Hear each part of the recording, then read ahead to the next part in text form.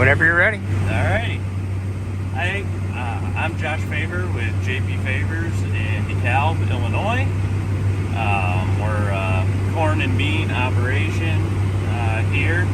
We're doing some strip till on one of our fields today. This is going to be third year corn next year. So we had corn this year, corn last year. Both years this field yielded in the mid 220s. I think a little higher 2 years ago. So we're running some pretty heavy stubble here. This is the DeKalb Hybrid 6464 is what we planted. And it's one of my favorites to strip through because the machine handles the residue pretty nice. If you can see, we got some pretty long stalks. We do that on purpose. We found that if you cut your stalks real short, you get way too much blowing residue. It tends to plug the machine and you don't get very clean strips. So we kind of, over the last couple of years, figured out that we need to leave our corn stalks a little longer than we had previously thought. On this machine, we've got a Montag Gen 2 system. So each hopper here has a different fertilizer. We got one hopper that's running some potash, one hopper that's running MAP. Both of them are running a variable rate prescription based off soil tests. We got our potash MAP over here. Green's higher rates, yellow is lower, red is lower yet, and black is 0. And the reason I like two maps, or the twin tank, is because if we cycle to the MAP, we get a completely different nutrient requirement than we do from our potash. So that's letting us individually variable rate our product.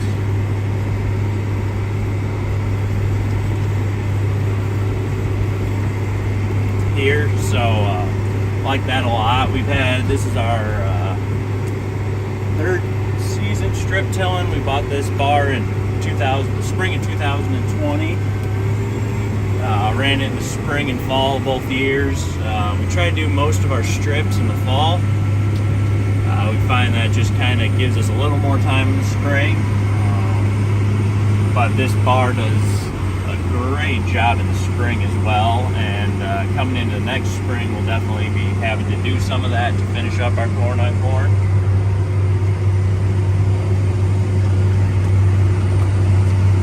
So some of the other things we found with strip till over the last couple years. Personally, I love it. Probably one of my favorite cropping system. I like leaving the residue. I like having a nice, awesome seed bed for next year. When we first bought the bar, I was kind of leery of doing corn on corn strip till. And some of the best corn on corn we've ever grown has been in a strip till system. We have found with stripping into corn stalks and stripping into bean stubble, what the combine operator does with that machine matters a whole lot. If you're running in corn stalks where the combine operator has created a mat, you're going to fight it. Same in beans. If the chopper spread width doesn't match the width of your picking head, you're going to have a lot of trouble. Plug quite a bit, the row cleaners. You can plug the row units, and that's not a whole lot of fun to deal with. But luckily, after the first year, we haven't had a whole lot of that because we kind of, through trial and error, figured some of this stuff out. In the spring, this will be, like I said, this will be corn again next year. Come back, plant into the strips. Won't have to touch them in the spring. I'm wanting to bring a little bit of residue back onto the strip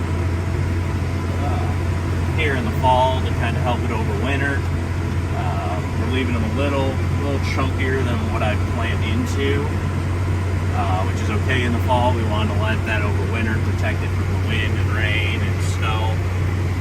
In the spring, we're going for a little smoother strip. then we're going to plant into these strips with 2 different high-speed planters. So we're stripping 16. We got a 16-row planter, high-speed, and a 24-row planter that's high-speed, both of which are planted in these strips. And as long as our GPS on all of our equipment is properly calibrated, you can stay on the strip really, really well, no matter what size of equipment you're running.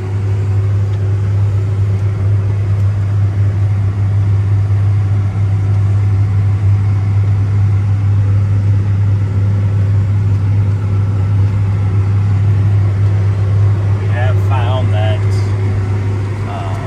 if your planter operator does not have things calibrated, gets off the strip or what have you, stuff happens, obviously. Yeah, but that creates a little bit of a yield drag.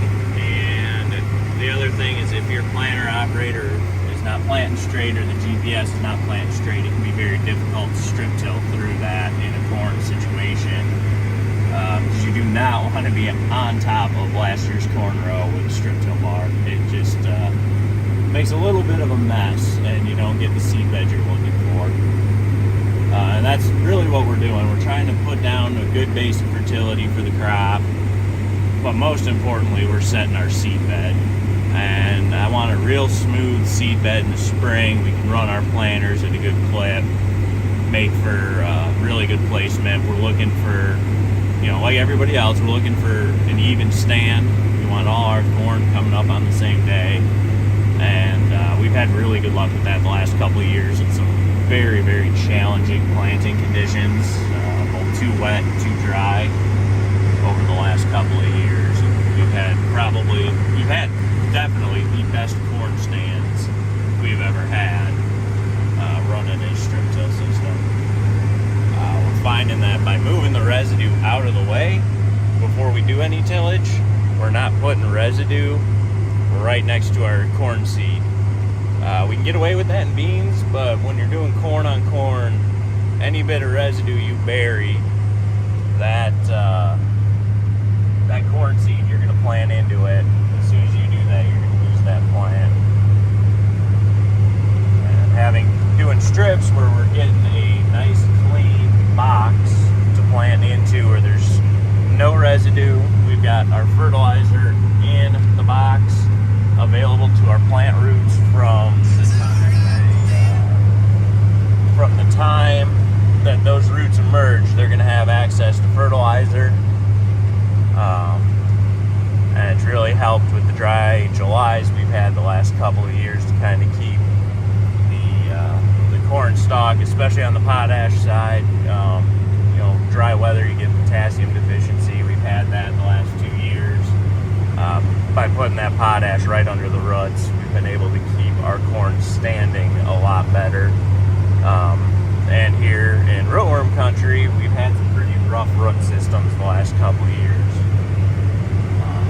And I think by putting fertilizer right where those roots can get it, we're able to